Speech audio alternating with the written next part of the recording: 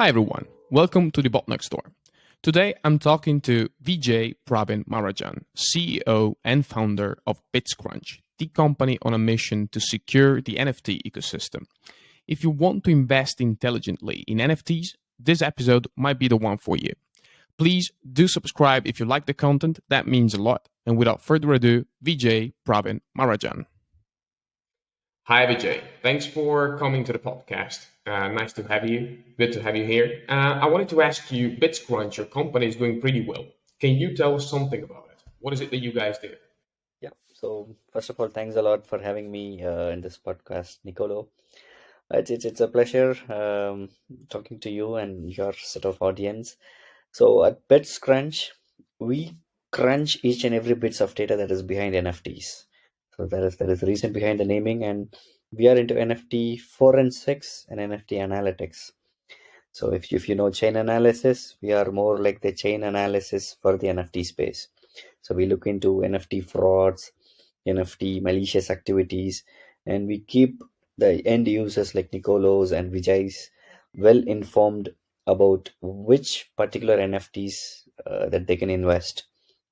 So yeah, that's a quick brief. Clear. So you use analytics to look into the history of NFTs to understand which ones could be malicious, which ones are safe. And I'm quite unaware of what are the new ways for fraudsters to take advantage of NFTs. Can you elaborate on that?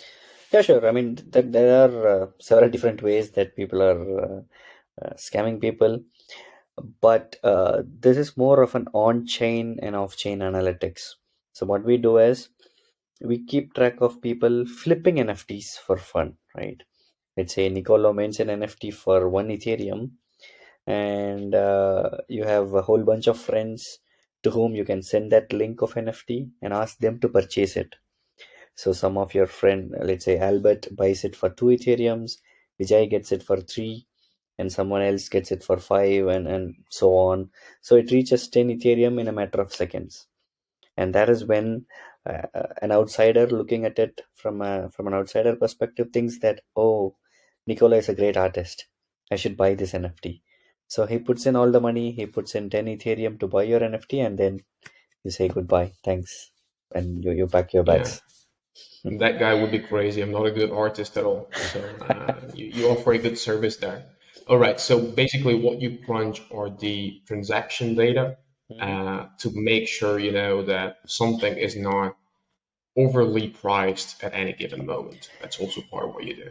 Exactly. NFTs are a new age of digital asset class, right? So we want to make sure that people are not buying or not betting on something that is inflated.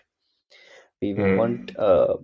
users to uh, invest on NFTs that accrue value naturally, or through community engagements or through utilities, right?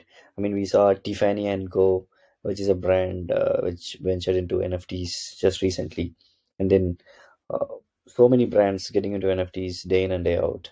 We saw Adidas getting into NFT space, Samsung, LG, eBay bought an NFT marketplace. So, as brands stepping into NFT space, that gives an early mover advantage for the creator economy and gives a lot of opportunity for creators, for artists, for gamers. So, we want to bring more trust and transparency into this space, and that is why we founded bitsCrunch, and we are glad to be backed by some of the amazing leaders in the industry. To name a few, Animoca Brands, backers, Coinbase Ventures, Polygon, Crypto.com, and then now Chainlink is an investor as well. So with all these huge names backing us, obviously the pressure is also there to deliver the product, and I hope we are on the right track. Sounds amazing. That's indeed a crazy good lineup of investors right there. And you have a very difficult job, right? Because I'm thinking about how NFTs go, but in general, how early technologies work. And there are these insane bubbles, especially when it's a consumer product, a consumer-oriented technology. You see these crazy big bubbles originating out of nothing. Mhm. And basically what you're saying is I want to make sure that people invest in stuff that has real value Mm. behind it. Yeah. But this is a tough market to analyze in that regard. How do you see that? Yeah, market is tough. Market has gone down, but we as an infrastructure project, we don't really have to worry or concerned about the external conditions, right? Because we are not a marketplace that goes down in volume. We are not a gaming company that gets affected by market conditions where you see lack of players playing your game. So we provide our services from A to Z. We cater to the needs of A to Z of NFT space. So we help marketplaces, we help the chains to be more secure, more transparent. We help NFT lending protocols.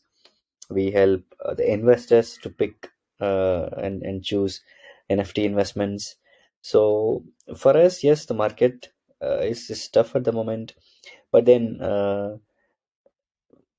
it you can always expect such market conditions, right? You can always expect Mm. that. Even I always compare NFTs to the early days of internet. When internet came in, people were laughing at it. People were thinking if this could be the potential next big thing that could happen to the human. But yes, as we progress, as we allow some time to settle down, NFTs will mature, NFTs will evolve as the next big thing, because it lets user to earn back rewards, right? Through an Mm. NFT sale, you get something in return. That is something that you cannot get it through centralized companies like the big giants. There are big companies out there which gains profit, which becomes profitable by every single move. But as an end user, we use their products for free and we don't get anything in return other than Mm. spending our time on it. But with NFTs, the scenario could change. We could potentially earn something back, and that is something that I'm really looking forward to the next set of years. Got it, got it. I'm wondering, since your business is around the volume in transaction, right? Your craft is analyzing the stuff that gets moved from one place, from one holder to the other. Hmm. What do you see as the NFT types that are getting more and more traction? Is it the artistic stuff like Bored Apes, or is it stuff that's maybe more community driven? Hmm. What are the trends? I mean, obviously, collectibles has taken the market by storm. What we have seen with CryptoPunks, Bored Ape, Yacht Club, Other Deed NFTs, and what else? Meebits and Moonbirds has taken the NFT world by storm. But I see a regular uh, upscale when it comes to gaming NFTs, because right now, when the traditional gaming industry shifts to integrate NFTs, that is when the real development happens. And we already see Tencent, EA Sports, and other big names venturing into NFTs by planning to integrate their NFTs. I mean, how many of our friends that we know purchase gaming assets, right? People buy vests in PUBG. People buy M16Z gun to counterattack their opponents. So if these become NFTs, then that that gives us whole new opportunity, right? You can sell that. You can have in-game trade opportunities, and even if you quit the game, you can sell that NFT after some time, right? Right now, if you play a game, if you quit it after a while, you don't get anything other than spending your time. But with NFTs, you can sell that NFTs in 2025 or 2030, or even their grandchildren could use that NFT uh, as an asset class, right? So Mhm. gaming NFTs could be the next big wave, and there are So other. just to clarify, Mhm. gaming NFTs, we mean purchasable assets that you would use and own inside the game, right?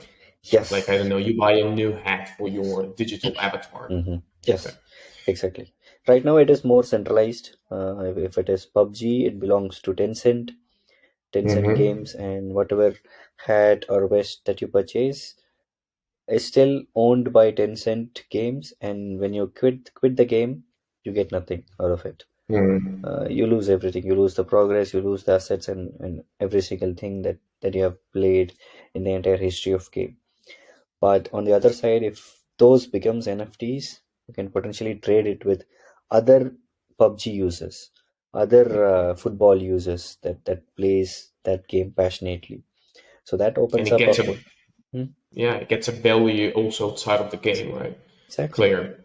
But it's interesting that you mentioned this gaming thing because I was thinking and discussing with friends about the artistic NFT. So the when you purchase an image, and I'm like, what I was thinking is that I think that would make a lot of sense in the moment we integrate visual or artistic NFTs or anything that has to do with ownership with a virtual environment. You want to call it metaverse, you want to call it a game, whatever place you can use to display what you uniquely own. Do you see this making sense otherwise? If the metaverse doesn't pick up and doesn't become the big thing we expect it to be, do Hmm. you see artistic, visual, or just in general artistic NFTs having a life of their own outside of that context?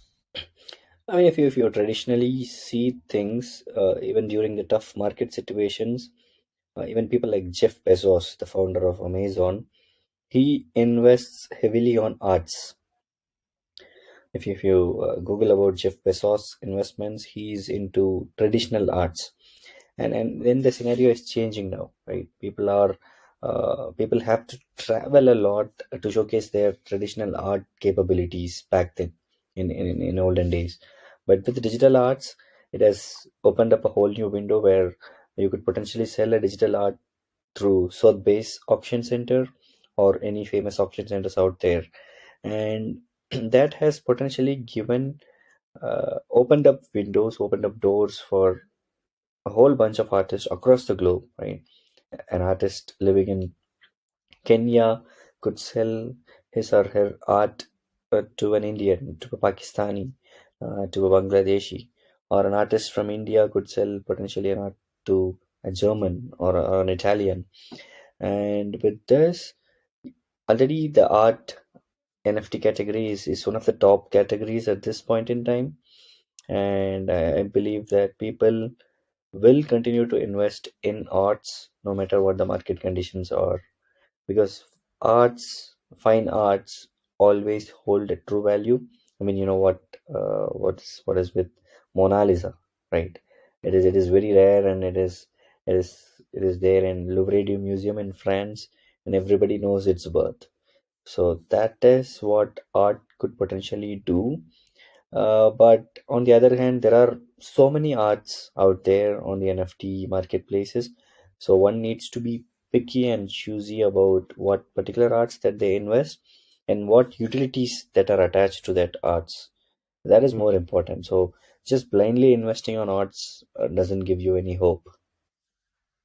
Yeah, and that's where bitsCrunch could come into place, right? Offering some transparency in that regard. Exactly. But just to comment briefly on the example that you gave Mhm, about Mona Lisa, right? mhm, Mona Lisa, as the major piece of art that it is, has a lot of the value that we attach to it is the fact that we can see it. And we can see it because there's a place where we can go mhm, and see it. mhm, Uh, it's accessibility that somehow creates a lot of value around this piece of art. mhm, Without accessibility, even as a private art investor, mhm, I'm not one, but I can imagine that if I were one, part of the value that I would get from investing in art, besides the possible financial return, is that I can show my collection to other people, to my friends or to other people.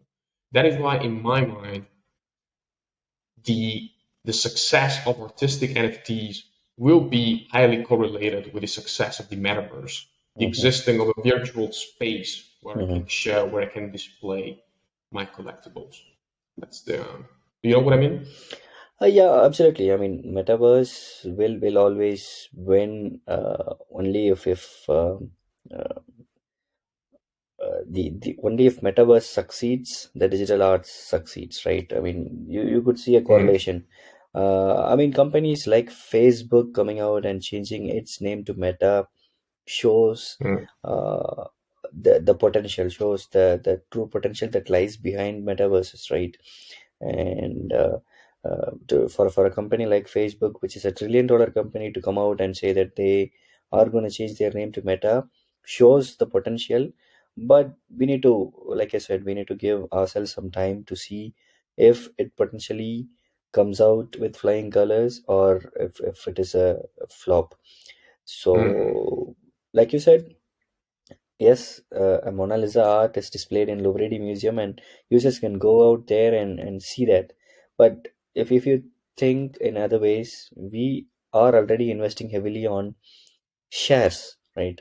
I mean, how many mm. of us could potentially see Tesla shares, or we could potentially see Microsoft shares? If the company performs well, we get a good return. Let's say if something happens wrong, if something goes down, then just a second. Sorry. Yeah. No So problem.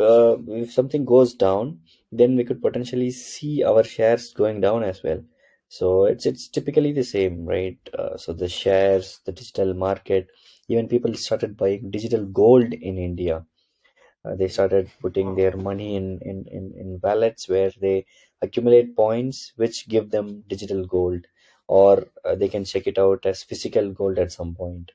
So there are ways people started investing on virtual things in the last few decades, and I will see the emergence of cryptocurrencies or NFTs that way. So it is again a digital form of Right. investment, and it will hold its true value once you allow us some time frame. Let's say a minimum of 5 to 7 years would be a good amount of time to judge things.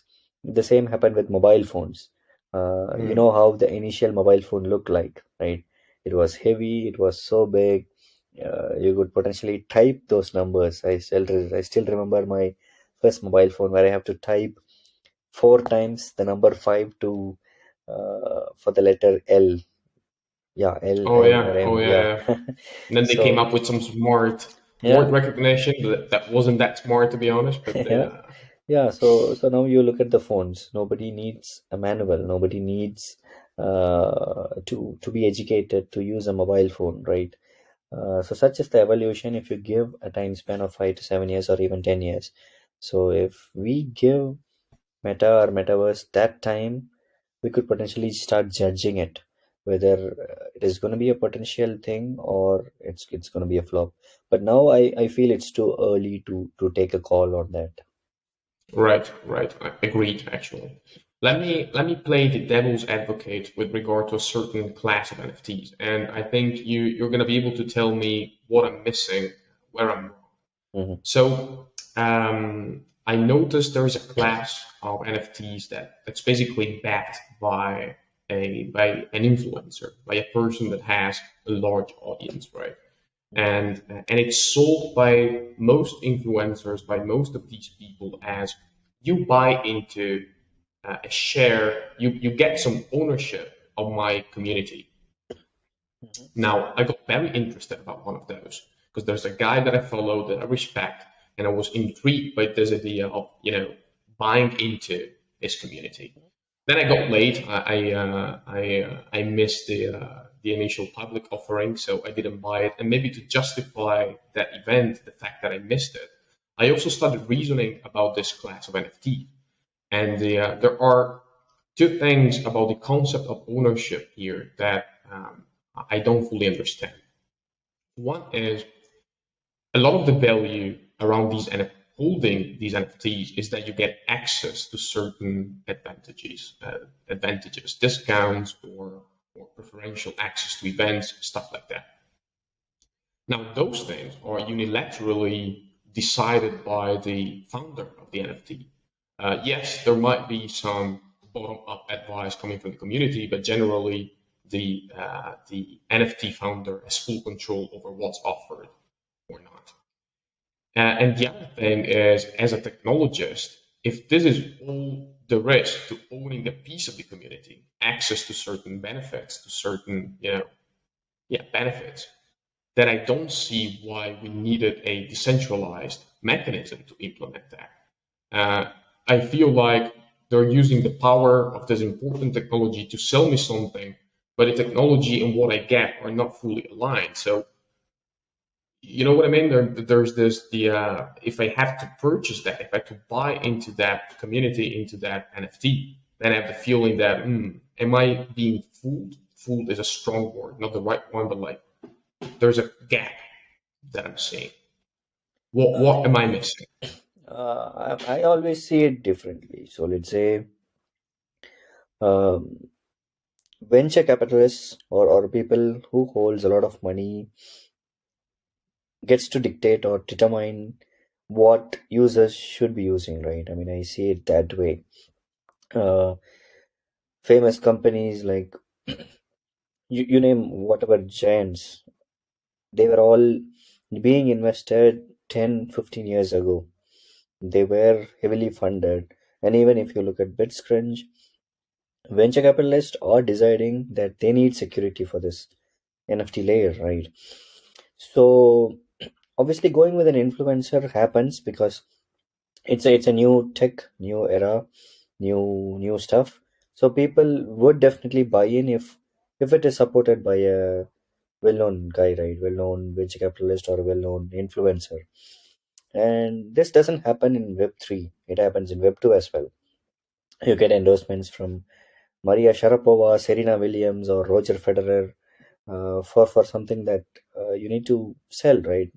Rolex is one of the biggest brands, but they still goes out and advertise on famous tennis events. They sponsor the Grand Slams. They take Roger Federer as their brand ambassador, right? So it happens everywhere. Let's say Roger Federer wearing a Rolex influences a lot of others to buy Rolex, right? If that happens in Web2, we don't we don't bat an eye on it. But when it happens in Web3, we say or we see it differently. We see it strangely. This will slowly change. This will evolve as I said. Given some time, this will evolve. Right now, it's more of the influencers who are getting the early benefits because they are getting into the space. They are potentially seeing the opportunity and they are leveraging their community to buy and sell NFTs. But this cannot stay forever. As the technology evolves, the technology matures, and more people started believing in things. And then there are people who support other watch categories. I mean, they don't have to always buy Rolex for Roger Federer. They could still buy Swatch, they could still buy Jaguar or other brands, right? So yes, we need a lot of time to think about it, a lot of time to digest and for the space to mature. So if I understand it right, you're saying your long-term vision is that one day when you buy into the community of a influencer, a person with an audience, you're also buying into future financial returns that this person might accrue, right? Yep. Exactly. That makes perfect sense then. Then I would be way happier to buy that NFT, Yeah. as a form of real financial investment. Vijay, I have a ton of additional questions that I'd like to ask, but I know that you are on a tight schedule and you need to go. So thanks a lot for joining me on the podcast. It was a pleasure, very clarifying also on certain topics, and maybe we can do it again. Yeah, likewise. My pleasure as well, Nicola.